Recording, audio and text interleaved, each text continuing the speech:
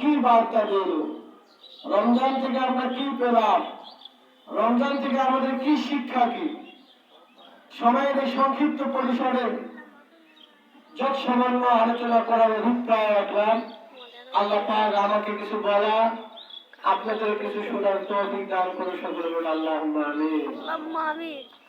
সম্মানিত হাজিরিন, আমরা বিশ্বনবী মানবতার মুক্তির দূত, যে নবীর উম্মত হতে পেরে আমরা ধন্য, যে নবীর সুপারিশ ছাড়া কিয়ামতের ময়দানে মানুষ অচল, সেই বিশ্ব নবীর প্রতি আমরা প্রাণ ভরে দরুদ পড়ি, সকলে বলি সাল্লাল্লাহু আলাইহি ওয়াসাল্লাম।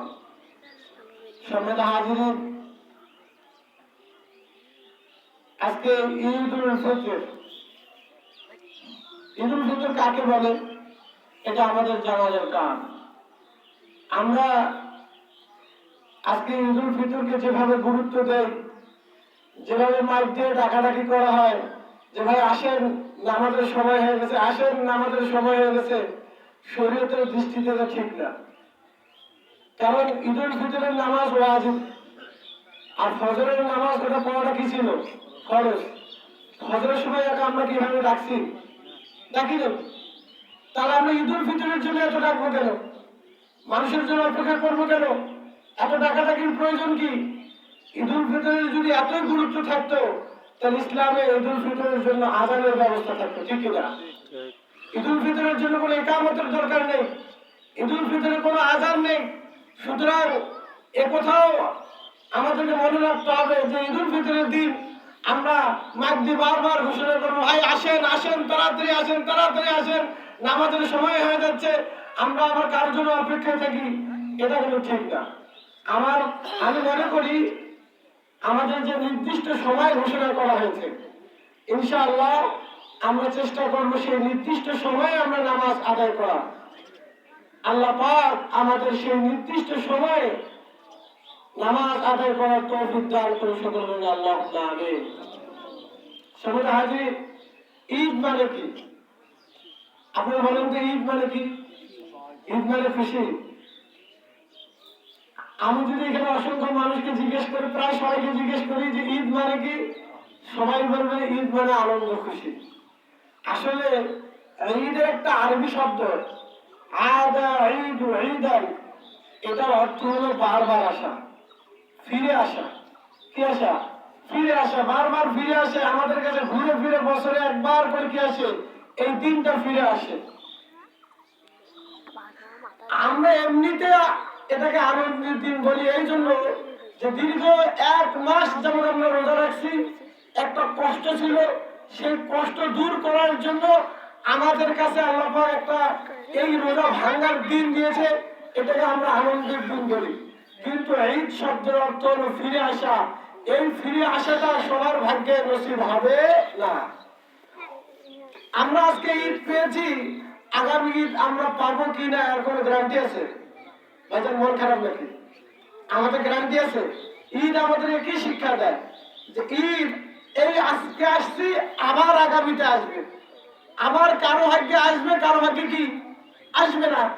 তো ঈদ এমন একটা বিষয়, এটা আমাদের জন্য একটা আল্লাহ পাকের কাছে, এটা আল্লাহ পাক আমাদেরকে যে একটা মিলন মেলা দিয়েছেন, যে আমরা সারা মাস ব্যাপী এক একজন এক এক মসজিদে বিভিন্ন ভাবে আল্লাহ তাআলার ইবাদত করেছি, ইবাদতে কাটিয়েছি।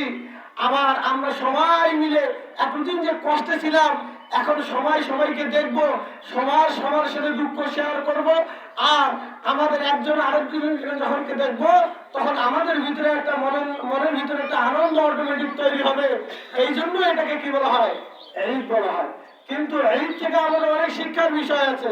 এই রমজান মাসে আমরা কি করলাম, এই শিক্ষা কি আমরা সারা মাস রাখতে পারবো কিনা, এই সিস্টেম আমরা কি সারা মাস ধরে রাখতে পারবো কিনা, সে বিষয়ে আমাদের আজকে থেকে শপথ গ্রহণ করতে হবে। ঈদের ময়দান এমন একটা ময়দান, এখান থেকে শপথ নেওয়ার ময়দান, এখান থেকে শিক্ষা নেওয়ার ময়দান। সারা মাস কি করলাম সেই শিক্ষা এখান থেকে আমরা শপথ গ্রহণ করব যে আগামী 1 বছর আমরা যেন এইভাবে এই একটা মাস কাটাতে পারি। আল্লাহ পাক যেন আমাদেরকে সেই শিক্ষা দান করে, সেই তৌফিক দান করে, সেই শিক্ষা আমাদের কাছে গ্রহণ করতে হবে। সম্মানিত হাজির, আমি আপনাদের সামনে আপনাদের সামনে আজকে কিছু আলোচনা করব, কিছু কথা বলবো। আল্লাহ পাক সেই কথাগুলো আমাদেরকে আমল করার তৌফিক দান করুন সকলে বলে আল্লাহুম্মা আমিন। হাদিসের মধ্যে এসেছে عن عائشة رضي الله تعالى عنها قالت قال رسول الله صلى الله عليه وسلم ختابا لأبي بكر আমাদের আয়েশা রাদিয়াল্লাহু তাআলা আনহা বলেন যে আল্লাহ পাক রব্বুল আলামিন ইন্না লিকুল্লি কওমিন ঈদান ওয়া হাযা ঈদুনা। রাসূল সাল্লাল্লাহু আলাইহি সাল্লাম বলেছেন প্রত্যেক জাতিকে আল্লাহ পাক রব্বুল আলামিন একটা আনন্দের দিন দিয়েছে, আর এই জাতির আনন্দের দিন হলো ঈদুল ফিতরের দিন। সুবহানাল্লাহ। আজকে আমাদের আনন্দের দিন। এই জন্য যে রাসূল সাল্লাল্লাহু আলাইহি সাল্লাম বলেছেন আনন্দের দিন কেন, এটা বুঝতে হবে আমাদেরকে। ঈদের দিনটা যে আমাদের আনন্দের দিন, এটা একটু বুঝে আমি আমার বক্তব্য শেষ করব। রাসূল বলেছেন প্রত্যেক জাতির জন্য ঈদ রয়েছে, আর ঈদুল ফিতরটা হলো এই জাতির জন্য ঈদের দিন। বলেন সুবহানাল্লাহ। আনন্দের দিন। কেন আনন্দের দিন মোর্শেদ ভাই, এটা বুঝতে হবে আমাদের। আমি আপনাদেরকে সময়ের সংক্ষিপ্ত পরিসরে এই কথাটা বুঝাবো।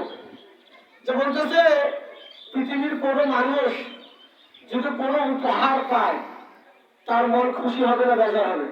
তাছাড়া আমার কথা একটু শুনেন।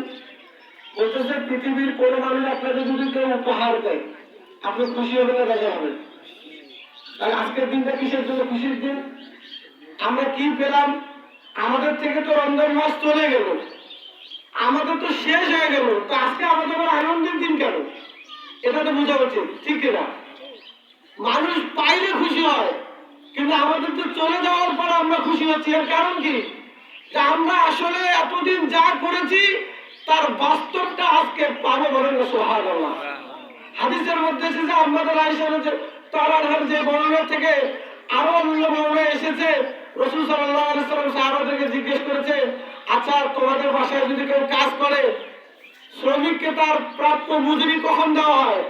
তো বলতেছে শ্রমিক যখন কাজ শেষ করে, কাজ শেষ করে আল্লাহ পাক কাজ শেষ করার পরে মালিক তার শ্রমিককে তার অধিকার দিয়ে দেয়, ঠিক না? তো আমরা যে আল্লাহ পাকের 1 মাস যাবত যে ইবাদত করলাম, এই ইবাদতের ফল আজকে আল্লাহ পাক আমাদেরকে দিচ্ছে।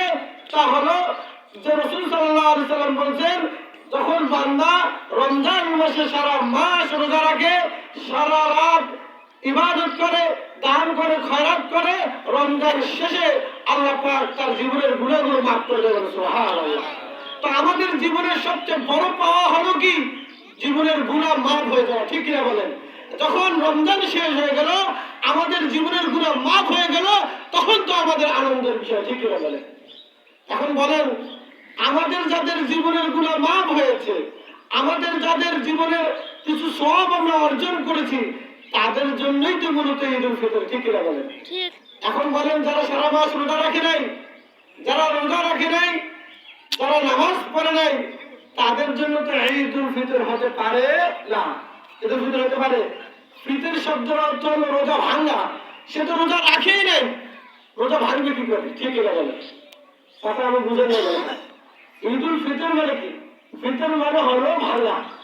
কি ভাঙবে? রোজা ভাঙবে। এতদিন সারা মাস সে রোজা ছিল, আজ থেকে সে কি রোজা ভাঙবে? আজ থেকে সে আর কি থাকবে না? রোজা থাকবে না। এই ব্যক্তিদের জন্য তো আজ আমরা যারা সারা মাস রোজা রাখলাম না, যারা নামাজ পড়লাম না, তাদের জন্য তো ঈদুল ফিতর হতে পারে না।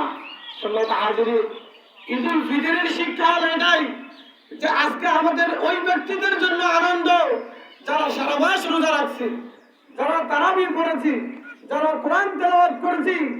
আমরা একজন চাকরিজীবী সারা মাস কাজ করে মাসের শেষে যখন বেতন পায়, তেমন যখন তার আনন্দ তৈরি হয়, ঠিক এই রমজান মাসে যারা রোজা রেখেছি, তারাবি পড়েছি, দান করেছি, খয়রাত করেছি, কোরআন তেলাওয়াত করেছি, নফল ইবাদত করেছি, 1 মাস এই ইবাদতে থাকার পর শেষ প্রান্তে এসে যখন আল্লাহ পাক আমাদের প্রাপ্য অধিকারটুকু আমাদেরকে দিয়ে দিচ্ছেন, তখন আমাদের জন্য আজকে ঈদুল ফিতর, ঠিক কিনা বলেন?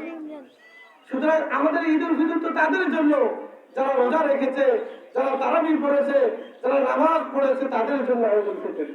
সম্মানিত হাজিরিন, ঈদ উল ফিতরের শিক্ষা কি?